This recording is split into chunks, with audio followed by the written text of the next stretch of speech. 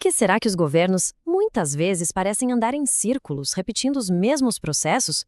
Nesta análise, a gente vai mergulhar fundo na jornada da inovação no setor público. É um caminho cheio de desafios, mas que busca justamente transformar essa inércia toda em ação de verdade.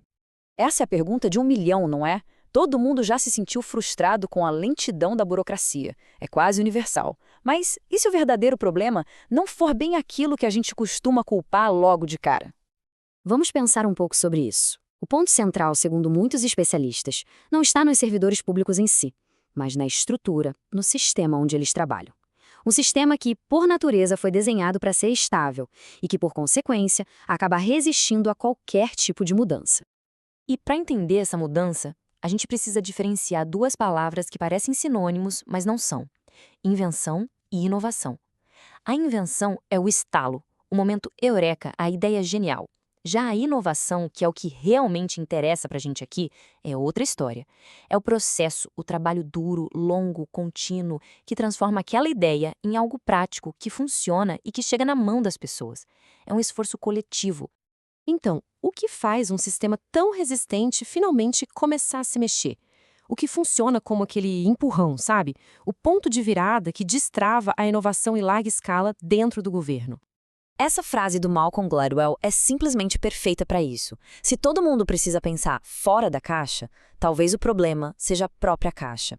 Não adianta pedir criatividade se o ambiente, as regras do jogo, não permitem que novas ideias respirem e cresçam. E por muito, muito tempo, a inovação no setor público andou a passos de tartaruga. Existia progresso? Sim, claro, mas nada transformador. Até que uma crise global bateu na porta e forçou uma adaptação na marra, mudando o ritmo do jogo da noite para o dia. Essa linha do tempo aqui mostra o antes e depois de forma muito clara. Olha só, em 2018, a OCDE olhava para o Brasil e dizia: tá indo bem, mas não é o suficiente. Aí, em 2020, a pandemia chega e vira tudo de cabeça para baixo. A necessidade de agir rápido se tornou questão de sobrevivência. E o resultado? Em 2021, cerca de 80% dos serviços do governo já estavam online. Uma transformação que levaria anos aconteceu em meses. Foi impressionante. Mas, claro, essa aceleração toda não foi mágica. Ela foi o resultado da adoção de um novo jeito de trabalhar, novas metodologias focadas em agilidade, em testar as coisas e em aprender o tempo todo. O ciclo é mais ou menos assim. Primeiro, criar ideias em equipe. Depois, testar soluções bem pequenas, sem gastar muito. E aqui vem a parte mais importante: errar pequeno. É o famoso fail fast, sabe? A ideia é aprender com o erro de forma rápida e barata. Daí, a gente avalia o que deu certo e o que não deu, e só então, só depois disso tudo, a gente implementa e escala aquilo que realmente funciona. É um jeito muito mais inteligente de gerenciar riscos. E para não ficar só na teoria, vamos olhar para um caso real, bem concreto, que mostra isso na prática: a história da reformulação do SICAF, o Sistema de Cadastramento de Fornecedores do Governo. O problema era um sistema super burocrático, todo baseado em papel. Para entender o drama, as equipes usaram uma coisa chamada design etnográfico, que é basicamente ir a campo e observar como as pessoas usam o serviço de verdade. A descoberta foi óbvia, mas poderosa. O sistema era um pesadelo para todo mundo, tanto para quem queria vender para o governo, quanto para o servidor que operava a máquina. A solução? Digitalizar tudo e fechar mais de 1.800 unidades físicas de cadastro pelo Brasil. E o impacto disso no bolso, no orçamento público? Uma economia de 65 milhões de reais. Isso só no primeiro ano. Fica muito claro o valor de repensar os processos a partir da perspectiva de quem realmente usa o serviço. Ok, um projeto de sucesso é incrível, mas a grande questão é: como fazer a inovação deixar de ser uma exceção e virar a regra? Para isso, o buraco é mais embaixo. A gente precisa olhar para as barreiras que estão na estrutura do sistema. O modelo ideal que muitos governos modernos buscam é ter o que se chama de serviço público de alta direção. Pensa num grupo de gestores de carreira, super qualificados, que não são indicados por políticos e que têm a missão de pensar a estratégia de longo prazo do Estado. Só que a realidade, muitas vezes, é bem diferente. Existe uma cultura de medo do risco, onde errar é motivo de punição e não de aprendizado. As estruturas são super rígidas, hierárquicas, o RH é todo fragmentado. É um paradoxo. O sistema é rígido demais para mudar, mas ao mesmo tempo é inconsistente. O resultado? Muita gente boa acaba paralisada, preferindo não fazer nada para não correr o risco de errar.